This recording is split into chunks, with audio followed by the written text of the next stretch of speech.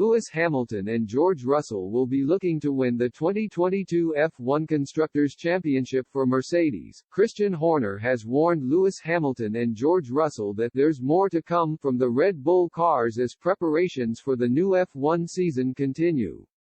The first Grand Prix of 2022 is set to take place in Bahrain on Sunday, March 20th. F1 drivers were in Barcelona last week to get a feel for their new cars during preseason testing. Hamilton finished top of the timesheet after 24 hours of action, with Russell following closely behind. The Red Bull pairing of Sergio Perez and Max Verstappen recorded the third and fourth best times respectively, with initial indications suggesting last season's top two teams are in the driving seat to dominate once again this time around.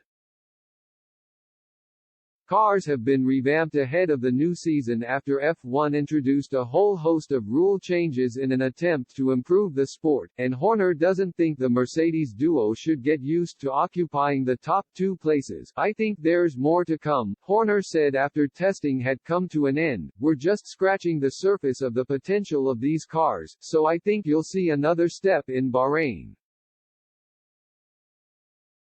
I think there'll be quite a steep curve. I think that every week we're finding more performance, and you've got to think there's going to be close to 1.5 seconds to 2 seconds with the development during the course of the year. The new regulations will make it easier for drivers to race wheel to wheel and overtake. Cars are now heavier and will generate larger amounts of ground effect downforce as they will use underfloor tunnels. Front wings have been redesigned, while the size of wheels has increased from 13 inches to 18 inches, and Horner insists Verstappen and Perez were encouraged by their new cars in Barcelona. It's been good, positive, Horner added. I think Max has enjoyed driving the car. He's been complimentary about it. Checo's feedback has been very consistent with Max's, so that's always an encouraging sign.